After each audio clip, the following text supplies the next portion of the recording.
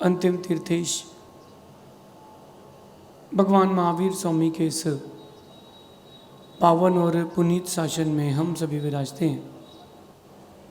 तीर्थंकर जिनेन्द्र की पीयूष देशनाई मनुष्यों, हम सभी जीवों के कल्याण का साधन है।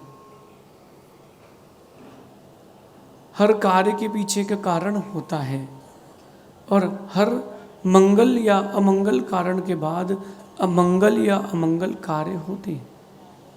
आप लोग यहाँ बैठे हो, ये कार्य है, इसके पीछे का कारण क्या है? इसके पीछे का कारण देखना सुनना है। लेकिन देखना आप, जहाँ जहाँ कूलर या पंखे होते हैं सभा में, वहाँ वहाँ पब्लिक पहले भरती है, फिर बाकी जो पीछे आता है वो सोचता है अब चलो ठीक है, भैया थोड़ा घुमा देना जरा भैया, होता कि नहीं? और यही कूलर अगर ठंडियों में चालू कर दिया जाए तो आप उठ के बंद कराओगे, जहाँ से हवा ना आ रही हो वहाँ जाके बैठोगे। ये बात समझने की है। और कारण कार्य व्यवस्था जिन आगम की व्यवस्था है।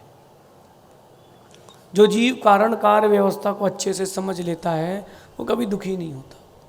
कल अपन ने समझा था कि जितने भी रोग हैं दुनिया के, उसका एक ही कारण है, वो है आपके अंतरंग की तृष्णा।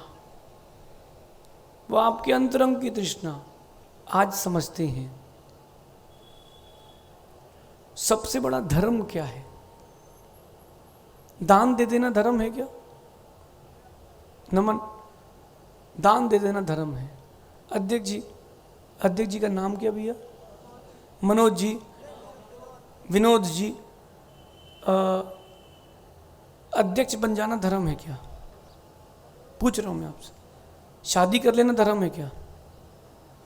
ये धर्म की परिभाषाएं जो आप लोग बनाते हो ना, ये धर्म की परिभाषाएं नहीं है। किसी ने दान दे दिया तो धर्मात्मा, ये धर्म के अंग हैं, ये पूरा धर्म नहीं है। आपको क्या लगता है कि सिर्फ मंदिर में पूजन अभिषेक कर लेना, शाम के समय भक्तांबर जी की आरती कर लेना धर्म है माँ? ये अकेला धर्म नहीं है। ये धर्म का एक हिस्सा है। और भी धर्म के हिस्से जब सबको मिलाओगे तब धर्म बनेगा।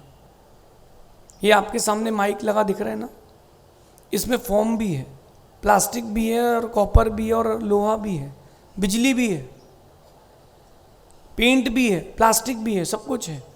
तो ये जो वायर लगा हुआ है यही माइक है ना, सबको मिलाओगे तब जाके माइक बनेगा। ऐसे ही धर्म के बहुत सारे हिस्से हैं, जब सबको मिलाओगे तब जाके धर्म बनेगा। मंदिर आना भी धर्म है और जीवों के प्रति दया करना भी धर्म है। पूजन करना भी धर्म है, दान करना भी धर्म है। दान करना ही धर्म नहीं है अट्टू बेटा। आजकल परिभाषाएं बदल गई धर्म की। जो जितना बड़ा चैरिटी करे, जितना बड़ा दान दे, वो उतना बड़ा धर्मात्मा। ये सही है परिभाषा? सही है संचालक जी? अगर ये परिभाषा सही हो जाएगी तो मैं कभी धर्मात्मा नहीं बच पाऊंगा। क्यों? क्योंकि मैं तो कभी कुछ दान करता ही नहीं हूं। मेरे पास तो कुछ है ही नहीं, मैं क्या दे पाऊंगा? ये माताओं के पास कंगन, हार, मंगलसूत्र, कान के बाले, अंगूठियां तो हैं, दे देंगे। मेरे पास तो वो भी नहीं है, तो हम तो धर्मात्मा ही नहीं कहला पाएंगे। धर्म की परिभाषा क्या है? नीतिकार कहते हैं कि दया से बड़ा कोई धर्म नहीं है।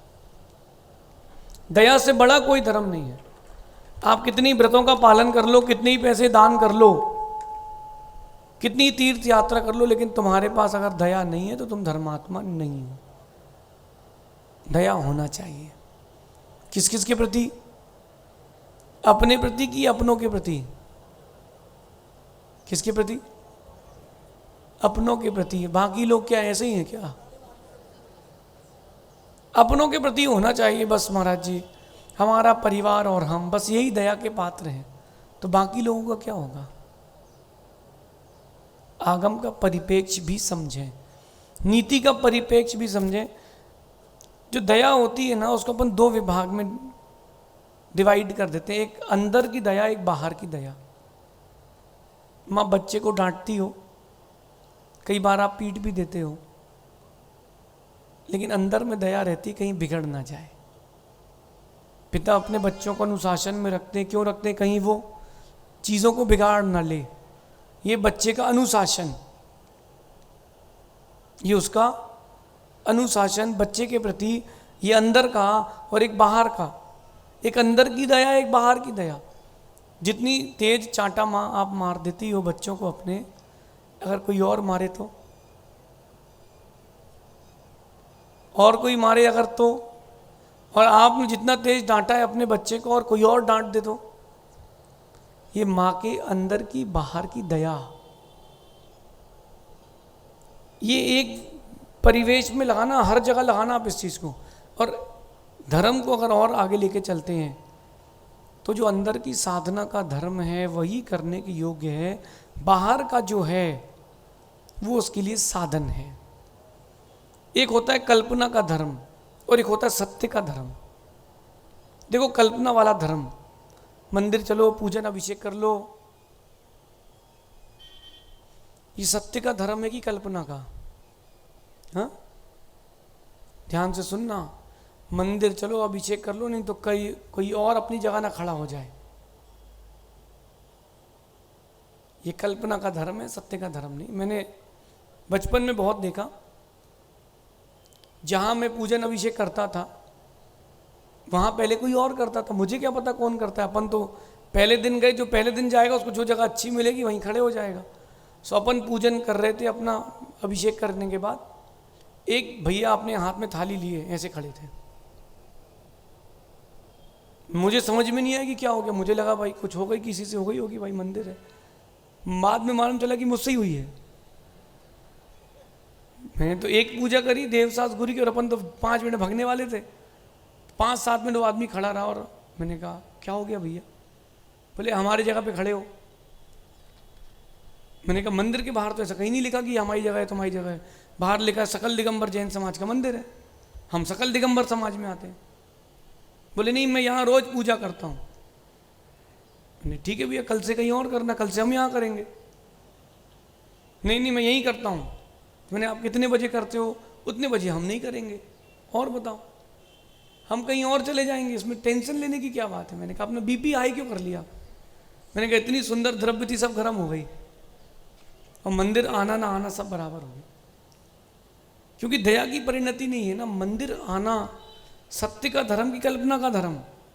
मुझे इस थाली का द्रव्य उस थाली में चढ़ाना है, कल्पना का धर्म है, सत्य का धर्म नहीं है।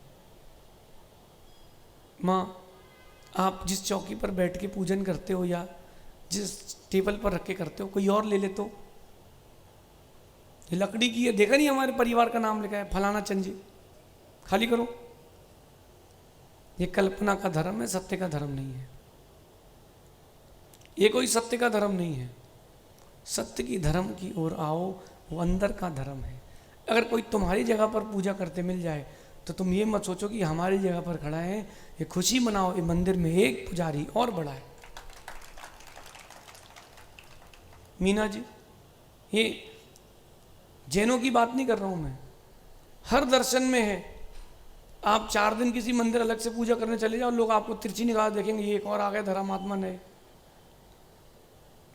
फिर आपकी पूजन में, आपके भगवान की आराधना में कमी निकालेंगे, वो कमी निकालेंगे। क्यों? बोले अरे भैया ये बड़े आए, 2 दिन पुराने तो हैं, इनके बारे में जानते हो कुछ क्या? ये धर्मात्मा नहीं, कल्पना के धर्मात्मा है। आप लोग कल्पना के धर्मात्मा हो कि अंतरंग के? आज का परिवेश समझना नमन।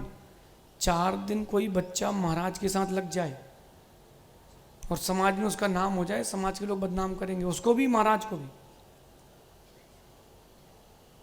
मैं लीक से हटके बात कर रहा हूँ, जय के जैन साहब, इस तरफ जो लोग बैठे हैं इनको मुनियों के आहार देने की, सेवा करने की परमिशन है कि नहीं?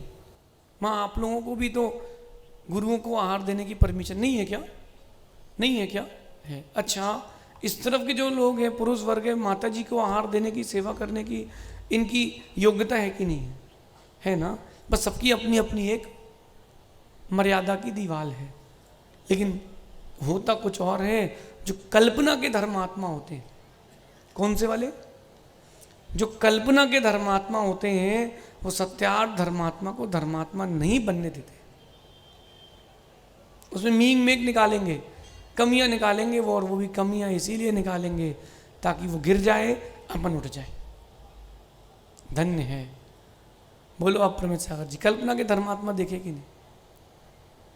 मोक्ष मार्ग में भी कल्पना के धर्मात्मा हैं, कल्पना के धर्मात्मा हैं। आज देवेंद्र, आज आदित्य सागर जी का बोलबाला है, सहित सागर जी का, अप्रमित सागर जी का नाम चल रहा है, फलाने फलाने साधु का नाम चल रहा है।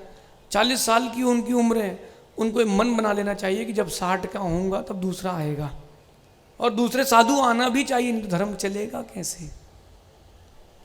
अब वो जैसे ही कोई और साधु उनके बाद आए जिसकी प्रभावना अच्छी हो, पुण्य तेज हो, बस आपकी भाषा में बोलूं, पीछे से कांडी, पीछे से कांडी करना चालू, पीछे से वो बैकफायर करना चालू कि इसका प्रचार ना हो जाए, कहीं जैन धर्म को और आगे ना बढ़ा दे, भैया इसको पीछे खींचो, आओ राजू भैया। सच्चे धर्मात्मा जो होते हैं वो सबको लेके चलते हैं, जो कल्पना के धर्मात्मा होते हैं वो केवल अपने आप को लेके चलते हैं। सत्य के धर्मात्मा बनो। माँ, अगर कोई आपके स्थान पर पूजा करते मिल जाए, आपकी जिनवाणी से पूजा करते मिल जाए, कोई बात नहीं, आप दूसरी जिनवाणी उठा लो। उसमें चिढ़ने या फिर द्वेष करने वाली बात क्या है? बताओ आप, उसमें चिढ़ने वाली बात क्या है? अंकित, आज का परिवेश ये है कि अगर पुराने खिलाड़ी के सामने नया खिलाड़ी आ जाए ना, तो पुराना खिलाड़ी बिल्ली जैसे दौड़ता उसके पीछे। और समाज के परिवेश में, समाज की जो राजनीति इसमें बहुत ज़्यादा हो रहा है। सुन ले बेटा अतिशय, मोक्ष मार्ग बेटा सरल नहीं है, अपने को भी संभालना है और दूसरे को भी संभालना है। वो तो बड़ा है तो सब हो जाता है, जो बड़ा है ना तो उससे सब हो जाता है, लेकिन जिसके अंदर बड़प्पन ना हो उसको विचार करके बड़ा बनना चाहिए। कठिन है, कठिन है। मीना जी, अभी आप कोई बड़ी धर्मशाला बना दो और अपने परिवार का नाम लिख दो कि इस परिवार के द्वारा हमारी समाज को, जो भी आपकी समाज है उसको भेंट किया गया है, जो भी आपकी परिभाषा उसको भेंट किया गया। सुनना आप, ओ भैया, आपके ही संबंधी आपके शत्रु हो जाएंगे, आपके संबंधी आपके शत्रु हो जाएंगे। पूछो क्यों? ओ भैया, कल का आदमी हमारे बीच में तो पैदा हुआ है और इतनी बड़ी धर्मशाला समाज को, अरे 2 नंबर का पैसा है।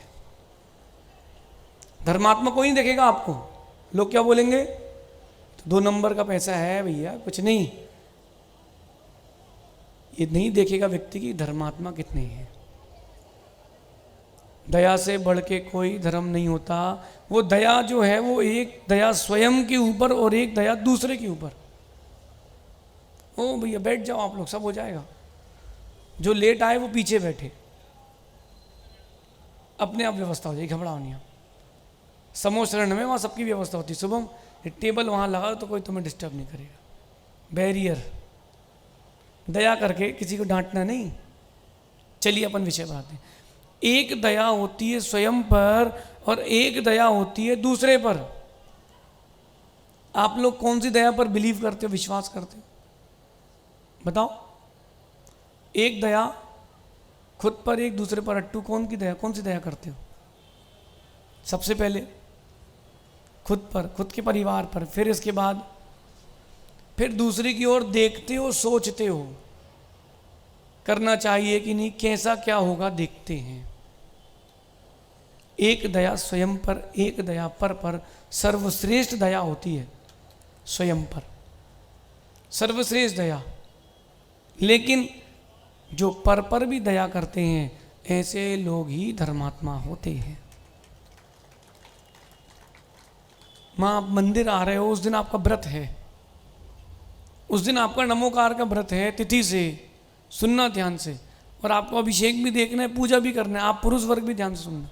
और रास्ते में आते आते एक नाले में एक किसी जानवर का बच्चा पड़ा है, वो बाहर नहीं निकल पा रहा, तड़प रहा है वो। आप धोती पहने हो, क्या करोगे? क्या करोगे? अरे यहाँ प्रवचन भाली भाषा नहीं बोलना, हृदय से बोलो, क्या करोगे? तो अभिषेक करने चले जाओगे, उसको निकालोगे नहीं। अगर निकालोगे नहीं और अभिषेक करने में लग जाओगे, इसका मतलब यही है कि अभी तुम धर्मात्मा नहीं हो। पारस बैठ जाओ, खाली बसा। आप अभी सच्चे धर्मात्मा नहीं हो। क्यों नहीं हो? क्योंकि अभी आपके अंदर दया नहीं है। स्वपर के ऊपर दया होना चाहिए। और सुनो, केवल अपनी जाति के नहीं, सभी जातियों के जीवों पर दया होना चाहिए। आप पंचेंद्रीय जाति के हो। ये आजकल एक और नया ट्रेंड सेट हो गया है, हम जैन तुम अजैन। और जैनों में भी बोले हम बघेरवाल तुम अगरवाल, तुम परवार, तुम गोला पूरब, तुम खंडेलवाल, तुम सरावगी। ये भेद कर लिए। ये कोई जाति नहीं है, सिद्धांत की जाति है। सुनो, सिद्धांत में कितनी जातियां होती है सहज सागर जी? 5 जाति होती हैं।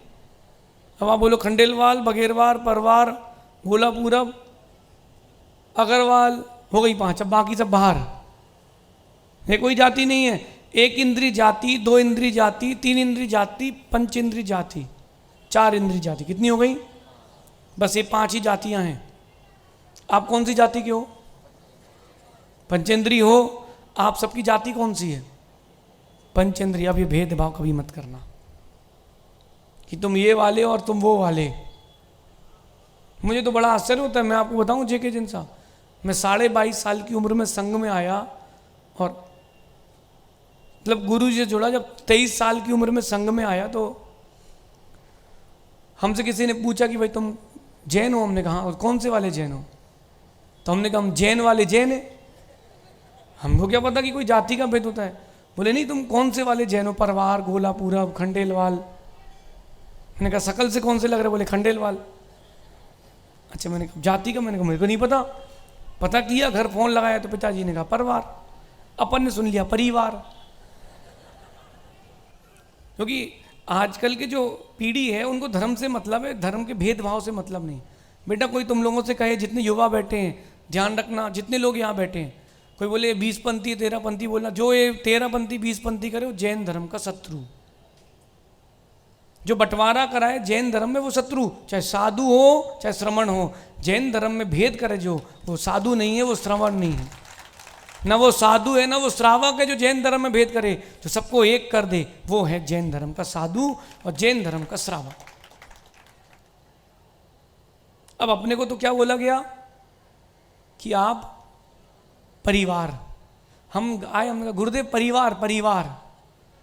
तो गुरुदेव बोले परिवार, हमने हम परिवार जैन हैं। बोले क्या होता है? बोले जहाँ, हमने कहा जहाँ पूरा परिवार एक संयुक्त रूप से रहे वो परिवार जैन, और जो अलग अलग रहे वो कोई और होते होंगे। अरे बोले बेटा ये उपजातियाँ हैं। अच्छा, मैंने कहा अच्छा ये और भी होती? कि बोले हाँ। तब हमको मालूम चला कि गोला पूरब, गोला लारे, ये गोल सिंगारे, ये भी और परिवार, खंडेल वाले सब भेद होते हैं। फिर और आगे गए, जब अलवर आए दीक्षा का, तब मालूम चला कि अग्रवाल जैन समाज भी होती है। अब हम बूंदी आए तो हमको पहली बार मालूम चला कि बघेरवाल भी जैन समाज होती है। मुझे नहीं पता था। मेरा किसी से कोई भेदभाव नहीं। हम तो देखते हैं कि श्रावक जैन है, भगवान का भक्त है, अपना भक्त है, बात खत्म। आप भेद करो कि ये जैन नहीं है और ये जैन है। वो जो भेद करते वो साधु नहीं। पंच इंद्रिय जाति आप सबकी एक सी। अब वो चाहे मीना जी हो, चाहे ये बघेरवाल हो, चाहे खंडेलवाल हो, चाहे मुनिराज हो, अपन सबकी एक जाति पंचेंद्रिय जाति। अब इसमें जिसको जो धर्म अच्छा लगता है वो पालो। इसमें लड़ाई झगड़े की बात नहीं है। इसमें लड़ाई झगड़े की बात नहीं है। अब ये पाटनी जी कह रहे हैं आप कपड़े क्यों उतार के रखते हो? शर्म नहीं आती क्या? भैया तुमको आई तो तुम पट्टी लगा लो आंख में।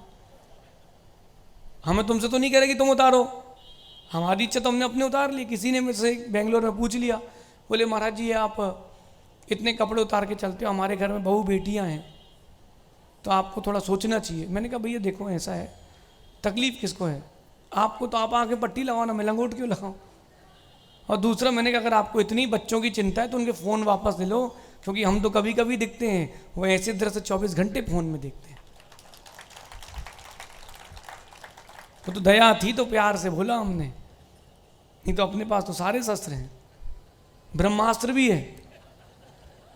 मैं अगर 1 मिनट रुकता ना अट्टू, मैं बताता कि तू मेरे से बात कर, अभी देख तेरी बेटी कहाँ घूम रही है, क्या कर रही है। 1 मिनट लगता, उसकी पूरी हिस्ट्री बता देते।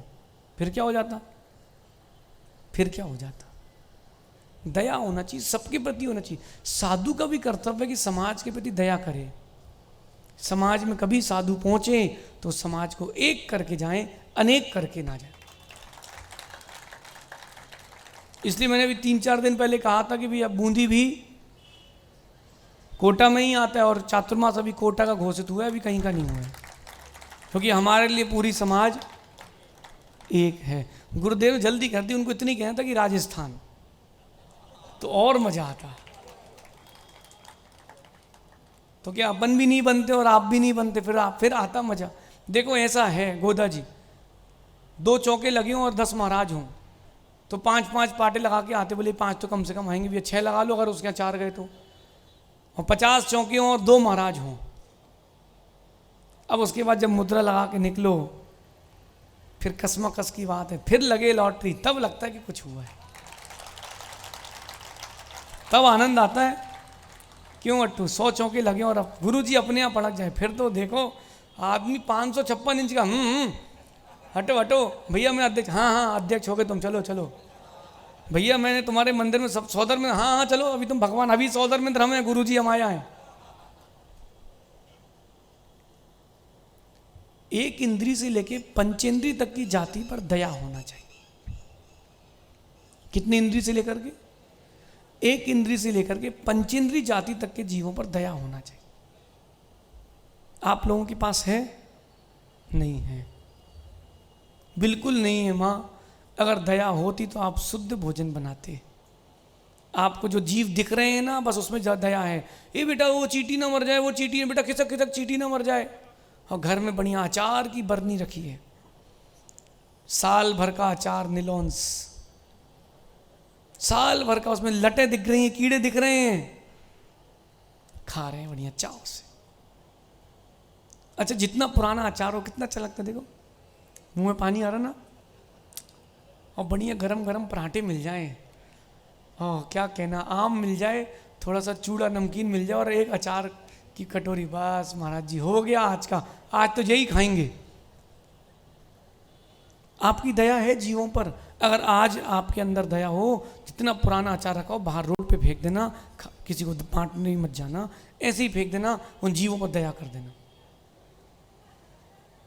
पता आपको आयुर्वेद क्या कहता है? भैया जितने पुरुष वर्ग है आपको समझा रहे, आप समझना, क्योंकि जिह्वा आपकी बनाने वाले ये लोग हैं।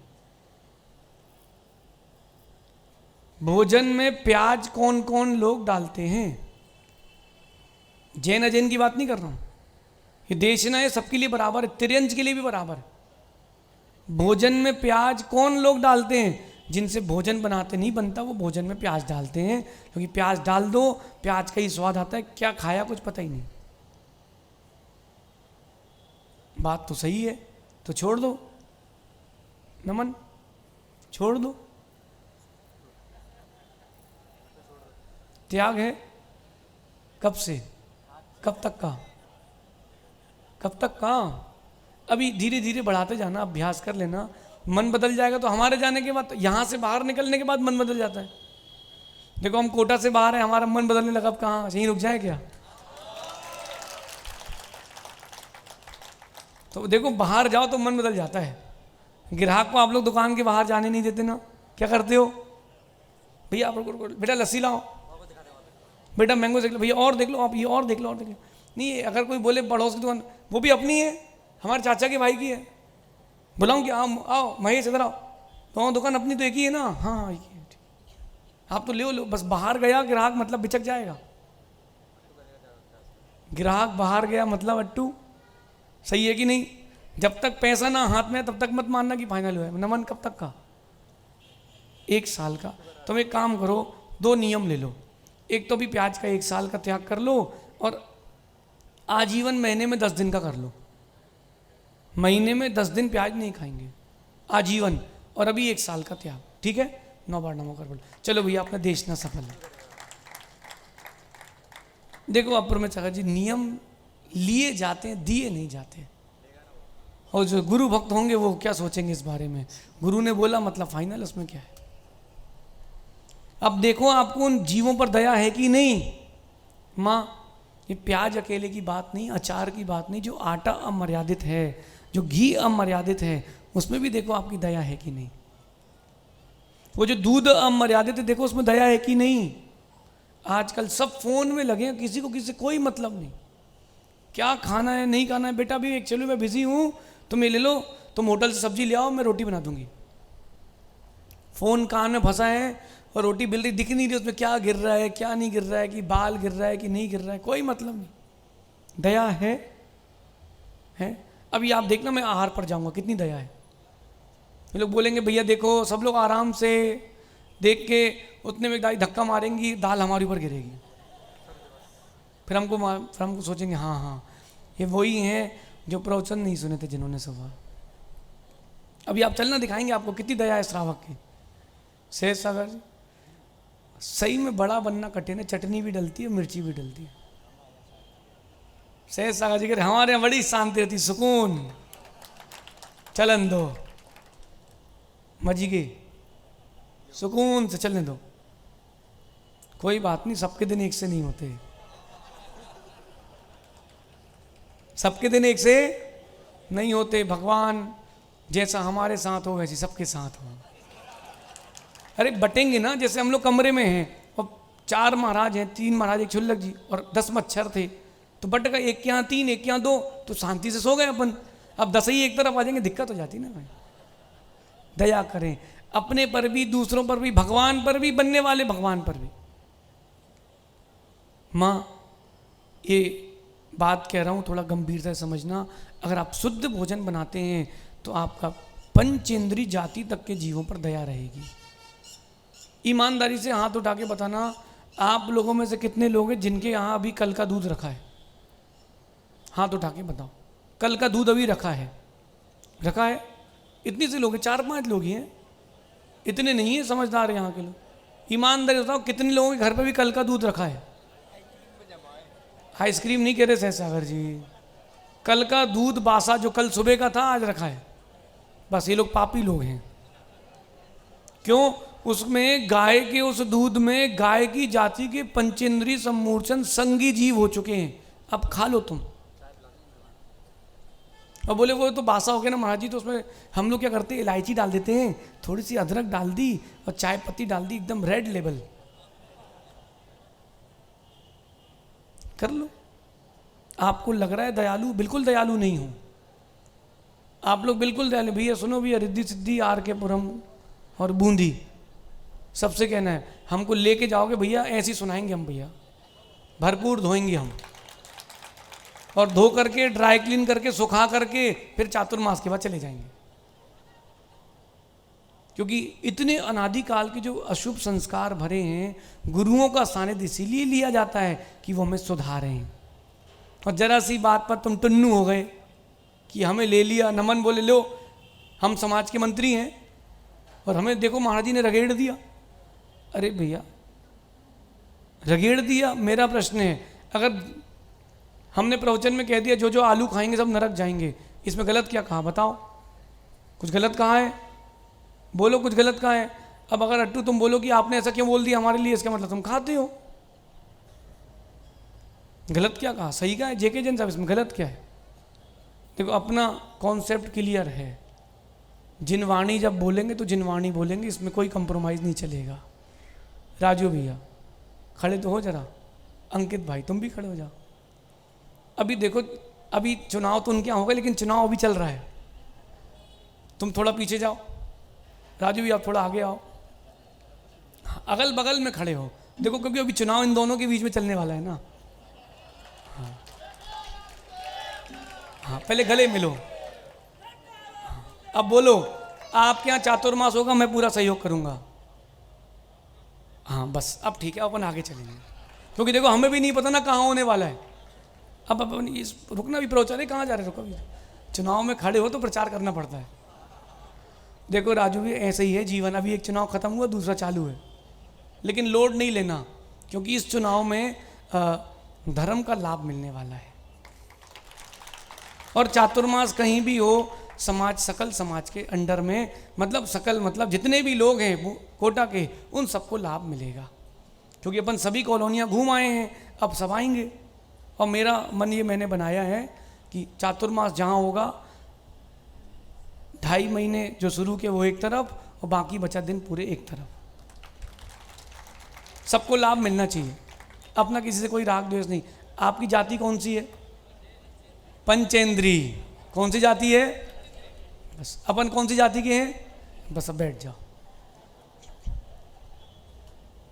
कौन सी जाति के हैं? अब देखो अपर में सागर जी, दिमाग से काम करना पड़ता है, दोनों का बैलेंस हो गया, दोनों का बैलेंस हो गया। अब देखो टॉस तो वहां से होगा, अभी एक सिक्का हो चला, वो नीचे भी आने वाला है, अभी वो बीच में है, पारस कहाँ जाता है पता नहीं, देखते हैं। और ये आईपीएल वाला भी नहीं है कि उल्टा घुमा लें, यहाँ तो ओपन टू ऑल है भैया, यहाँ सबके ऊपर दया है माँ। अब आप अपन विषय पर आते हैं। इन लोगों को नहीं पता कि भोजन की मर्यादा क्या है। अभी वर्तमान में आटे की कितनी मर्यादा है पता है आप लोगों को? कितने दिन की? कितने दिन की? पीछे से 5, आगे से 7, आप बताओ। 5 दिन की है। चातुर्मास में 3 दिन की, और ठंडी में 7 दिन की। ठीक है, अब कूलर के सामने बैठे तो अंकित को लग रहा है ठंडी है, तो वो 7 दिन कह रहा है। चलिए, अब माँ इनको नहीं पता कि जो आपने रोटी बना के दी है कि उसमें कितनी मर्यादा है कितनी नहीं है। आपने तो बोल दिया कि 2 किलो घी ले आओ, तो बाजार से जाके 2 किलो अमूल का घी ले आए। उस अमूल के घी में, क्योंकि वो मर्यादा के बाहर का है, नक्की करके समझना, एक एक कण में असंख्यात असंख्यात उसी जाति के जीव हैं जिस जाति के वो दूध निकाला गया है, चाहे गाय हो, चाहे भैंस हो, चाहे बकरी हो, चाहे ऊँट हो, और बढ़िया चाव से आप खा रहे हो, चाव से आप खा रहे हो। 1 मिनट के लिए सोचो आप लोग, 1 मिनट के लिए कल्पना करो, सुशील कहाँ है? आए क्या सुशील? तुम्हारे हाथ में कोटा कचौड़ी जो तुमने खोली और आधी अंदर जा चुकी थी खोलने के बाद, और आधी में कॉकरोच निकल जाए, और वो कॉकरोच आधा हो क्रंची सा, और आपने कुछ चबाया, उसमें कुछ कुछ गड़गड़ाया हो अंदर, कैसा लगेगा? पहले हाथ डाल के सब बाहर निकालोगे। क्यों मनीष, क्या करोगे? खा लोगे पूरा? समझना, दिख गया तो जीव है, और नहीं दिखा तो बिल्कुल शुद्ध कचौड़ी है। दिख गया तो जीव है। अपने अपने अंतरंग में मां, आपसे यहां तक आऊंगा, क्योंकि आपके हाथ में बहुत कुछ है। आपके हाथ में दया की, क्योंकि सबसे बड़ा धर्म क्या है? आपके हाथ में बहुत कुछ है। शुद्ध भोजन अगर आप बनाओगे तो बहुत हिंसा बचेगी, बहुत हिंसा बचेगी। व्यापार से ज्यादा हिंसा घर के आरंभ में होती है। लेकिन पुरुष वर्ग इतनी तीव्र हिंसा कर सकते हैं जितनी महिलाएं नहीं कर सकती। इसलिए जब शादी के फेरे होते हैं ना, तो 6वें फेरे तक कौन आगे रहता है? याद है अट्टू? 6वें फेरे तक कौन आगे था? लेडीज। 7वें में उन्होंने कहा आप आगे हो जाइए। क्यों? क्योंकि उन्हें पता है हम 6वें तक, तुम 7वें तक, तुम आगे जाओ। अब तो दया है अगर आपको परस्पर में जीवों के प्रति, तो मां, तो ही आप धर्मात्मा हो, तो ही धर्मात्मा। पहले के बुजुर्ग कितने समझदार थे। मंदिर आते थे तो देखते थे कोई नया आदमी दिख रहा क्या पूजा करते हुए, मंदिर में दर्शन करते हुए, भैया आप कहाँ से आए हैं? उन्होंने कहा भैया हम टोंक से आए हैं। अच्छा चलिए हमारे यहाँ भोजन कर लीजिए। बाहर से आया व्यक्ति, धर्मात्मा व्यक्ति कहाँ भोजन करेगा? और अब तो भैया चौके वाले कहते हैं हाँ चलो चलो महाराज जी को छोड़ने चलो, महाराज जी को छोड़ने चलो। क्यों? अभी इनको सबको खिलाना पड़ेगा। मनीष बिरले पुण्यात्मा होते हैं जो गुरुओं के साथ साथ उनके अतिथियों की भी सेवा कर पाते हैं। भाव ही नहीं होता, भाव नहीं होता। रोहित, एक जगह तो मैंने गजब का दृश्य देखा। मंदिर के सामने किसी का घर था, तो बाहर से 3-4 लोग आए, उन्होंने, भाई बाहर से व्यक्ति आया है तो भोजन तो करेगा आपके यहाँ, और शुद्ध भोजन करने वाला है, यानी कि बाजार का नहीं खाने वाला है। तो लोकल के आदमी ने बोला भैया वो 3-4 लोग आए आपके यहाँ भोजन कर लेंगे, चौका लगा ना आपके यहाँ? तो भैया देखो चौका तो हमारे यहाँ लगा है, लेकिन बड़े महाराज जी के हाथ थोड़ा ना हुए हमारे यहाँ आज, तो भैया हम तो नहीं करा सकते। अरे भाई मैंने सुना, जब मुझे बड़ा दुख हुआ, फिर हर्ष भी हुआ, अच्छा हुआ इसके क्या नहीं हुए, दुख भी हुआ। धर्मात्मा लोग ऐसे नहीं होते। माँ 4 रोटी आप अपने लिए बनाए हो, 6 रोटी दूसरे के लिए बना लो, क्या जाएगा? 4 मेहमान आएंगे तो क्या चलाएगा? और एक बात ध्यान रखना, वो जो प्रीति इकट्ठी होगी, वो जो पुण्य इकट्ठा होगा, वो कई भवों तक काम आएगा, कई भवों तक काम आएगा। इसलिए दया तो करें कम से कम, 100 के ऊपर भी और पर के ऊपर भी, एक इंद्रिय से लेके 5 इंद्रिय जीव तक। किसी ने प्रश्न किया धवला जी में, आप लोग तो बड़ा ज्ञान बखारते हो जैन लोग, बोले हमारे तीर्थंकर भगवान ने सब पर दया, सबके लिए जिनवाणी कही है, तो आप भी लोग कहते हो कि 1 इंद्रिय 2 इंद्रिय 3 इंद्रिय जीव सुनते ही नहीं है, 4 इंद्रिय जीव सुनते ही नहीं है, उनके कान ही नहीं होता, तो भगवान ने उनके लिए क्या उपदेश दिया, उनके ऊपर क्या दया आपके भगवान की? वीरसेन स्वामी छाती ठोक के लिखते हैं, हमारे भगवान ने ऐसा नहीं किया। हमारे भगवान ने प्रत्येक जीव पर दया का भाव रखा है। कैसा? जो पंचेंद्रिय जीव हैं उनको बोला है कि इन सब की रक्षा करना, ये उनके लिए उपदेश है, ये धर्मात्मा का उपदेश है। माँ आज से 100 के ऊपर भी दया करना और पर के ऊपर भी। भैया आप लोगों से भी कहना है, 100 के ऊपर भी दया करना और पर के ऊपर भी। ये मत बोलना कि चलो वीकेंड में खाना बाहर खाएंगे, या तो मैं तो घर में चूल्हा जलेगा ही नहीं, आप तो सब्जी ले आओ रोटी बना ले रहे, ये भी नहीं चलेगा। आप कुशल गृहिणी हो, आपका कर्तव्य है कि 100 और पर के ऊपर दया करें। बस इतना ध्यान रखें, 100 से ज़्यादा दया पर के ऊपर भी करें, पर से ज़्यादा दया 100 के ऊपर भी करें। दूसरे के ऊपर तब तक करना जब तक अपनी संक्लिष्टता ना हो। अभी अपन आहार पर निकलने वाले हैं और सहज सागर जी किसी के यहाँ पड़क जाओ और वो 2 ही झगड़ने लगे कि हमारे यहाँ नहीं है, हमारे यहाँ पड़ गए, 2 ही जगह से लौट आना, क्योंकि दोनों के भाव अच्छे नहीं हैं। जिसके अंजलि देख करके जहाँ जिसके यहाँ पड़क विधि मिली है उसी के यहाँ जाना, और वो झगड़ पड़े तो लौट आना, पक्का पक्का है। अभी आप सब लोग लड़ पड़ो, हमारे यहाँ चातुर्मास होगा, हमारे चातुर्मास होगा, एक दूसरे कॉलर पकड़ लो, हम कहीं और चले जाएंगे। अरे भाई जो एक दूसरे कॉलर पकड़ रहे वो चातुर्मास में हमारे साथ क्या करेगा?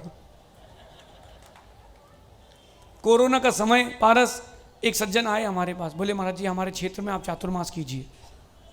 तो मैंने कहा भाई आप देखो साधुओं की सेवा, गर्मी का मौसम और कोरोना का काल है, बाहर के लोग नहीं आएंगे तो सेवा की कैसे क्या व्यवस्था होगी, पूछना तो पड़ेगा नहीं पड़ेगा? वो तो हमको ही पता है कि सारी व्यवस्था करते हैं श्रावक। ओ भैया अच्छा हुआ पूछ लिया ब्रह्म सागर जी। अब वो अगले क्या बोला पता है? बोले भले ही महाराज जी मूंग की दाल और लौकी खिलाएं, आपको 2 रोटी कम खिलाएंगे लेकिन चातुर्मास अच्छा कराएंगे। अरे मैंने कहा जी अभी कह रहा है कि मूंग की दाल लौकी खिलाएंगे, 2 रोटी कम खिलाएंगे, तो चातुर्मास तो सब डिब्बा गायब कर देगा। उसको ये बोलना चाहिए जो लोग आएंगे हम सबकी सेवा करेंगे, गेट लगा लेंगे गुरुदेव, किसी को अंदर घुसने नहीं देंगे हम, भले ही चंदा कर लेंगे लेकिन आपका अच्छा चातुर्मास। अरे मैंने कहा भाई तेरे हाथ जोड़े तू जा भाई। मैंने कहा मैं गुरु जी को फ़ोन लगाता हूँ कि कभी तुम्हारा नहीं करूँगा, इसकी दया ही नहीं है। और अच्छा हुआ नहीं किया, वहाँ मेरे ना जाने के बाद कोई और महाराज जी पहुँचे होंगे। अरे तो भैया उसने व्हाट्सअप में एक न्यूज़ निकाली कि कोरोना के काल में बहुत तंगी चल रही है क्षेत्रीय, कृपया महाराज के लिए चौके नहीं लग पा रहे हैं, लोग 21-21 रुपये दान दें। अरे का मैंने कहा भाई पुण्य तेज था, अपन बच गए। क्या उसके घर पे नहीं है खाने को? बताओ क्या उसके घर पर नहीं है? मेरा आप लोगों से पूछना है, अगर मैंने कहीं भी चातुर्मास किया और कोई सेवा करने वाला नहीं है तो 4 महीने तुम चौका लगा के आहार दे सकता कोई एक जन है? राजू भाई 4 महीने चौका लगाओगे? अंकित कोई नहीं लगाएगा तो बस खत्म काम। तो लेके जाना, क्योंकि तुम्हारी गुरुओं के प्रति भी दया दृष्टि है। जो लोग निंदा करते हैं, गुरुओं की पीठ पीछे बातें करते हैं, उनका अपवाद करते हैं, ये दया विहीन लोग हैं। बहुत सारी बातें नमन हमें पता ही नहीं रहती, हम उस चीज़ में गौर ही नहीं करते। और लोग बाद में आके बोलते महाराज जी ऐसा हो गया। अरे मैंने कहा अच्छा, मेरे को पता ही नहीं था। सहज सागर जैसे हैं अपन भी कई कई बार, पता ही नहीं कि क्या देखना क्या नहीं देखना। एक लड़का इनको 4 महीने आहार देने गया। भाई जो भी आहार देने जाए ध्यान से सुन लो पहले। 4 महीने आहार देने गया। मैंने बोला सहज सागर जी आज आपके भक्त क्या चौका लगा है? कौन? मैंने कहा आपको 4 महीने से आहार दे रहे हैं। अच्छा हमको? मैंने कहा तुमने अच्छा हुआ हमसे बोला है, अगर उससे बोल देते उसको अटैक आ जाता। क्योंकि इनका तो कोई मतलब ही नहीं, बस आन दो चावल मटा और चलन दो धमाधम, फिर ही अपने क्या टेंशन। भाई चौके में गए तो चावल मठे से प्यार है, तुमसे तोड़ना है। अपने ऊपर भी दया करें और पर के ऊपर भी करें। एक इंद्री से लेके 5 इंद्री तक दया करें। जब कभी बैठे तो नीचे कम से कम अपनी साड़ी का पल्ला हिला के बैठ जाओ कि देखो नीचे कोई जीव तो नहीं है, कारपेट के नीचे कोई जीव तो नहीं है। शुभम बेटा दया करो। किस पर? किस पर? शादी नहीं करना, खुद पर दया है। और शादी हो जाए फिर शांति से निभाना, ये पर दया है। शुभम दया करो। किस पर? खुद पर। सुनो बेटा हमारे पास बहुत सुकून में हो, नहीं तो जीजा जी से मिल लेना तुम। अभी तो देखो क्या होता है, नए नए सावन के अंधे को सब कुछ हरा हरा दिखता है। जिन जिन की नई नई होती ना वो बहुत अच्छा लगता है। उसके बाद क्या होता है? उसके बाद क्या होता है गोदा जी? हैं क्या बोल रहे? नहीं समझे? जिस जिसकी नई नई शादी हुई उसको हरा हरा लगता है, बहुत बढ़िया शादी हो गई शादी हो गई। और 10 साल बाद 15 साल बाद पहले जब विदा में जाए तो वो रोता है कब आओगी कब आओगी। और जब सुनो 5-7 साल हो जाए 10 साल, वो सोचता है बोलो ना कब जाओगी। अभी बैठी आप लोग की रोहित, आज तुम कुछ नहीं कह रहे हो, ससुराल में हो इसलिए। कब जाओगी कब जाओगी? एक तो मिले मुझे, बोले अभी ये, बोले महाराज जी पता नहीं मैं 2.5 साल से कह रहा हूँ मायके नहीं गई। बोले यहीं ठीक है हम तो, क्या दिक्कत है मायके में? पत्नी गई नहीं, बोले यहीं अच्छा है, क्या दिक्कत है? वहाँ गांव में क्यों जाए, शहर में ही अच्छे। चलो भैया अब समय आपका बहुत हो गया। 100 के ऊपर भी दया करो और माँ, अगर दोनों प्रकार की दया है तो ही आप धर्मात्मा हो। केवल मंदिर में आके घंटा बजाने से कोई धर्मात्मा नहीं होता। अंतरंग में दया का घंटा बजा के रखे रहना, ये धर्मात्मा की पहचान।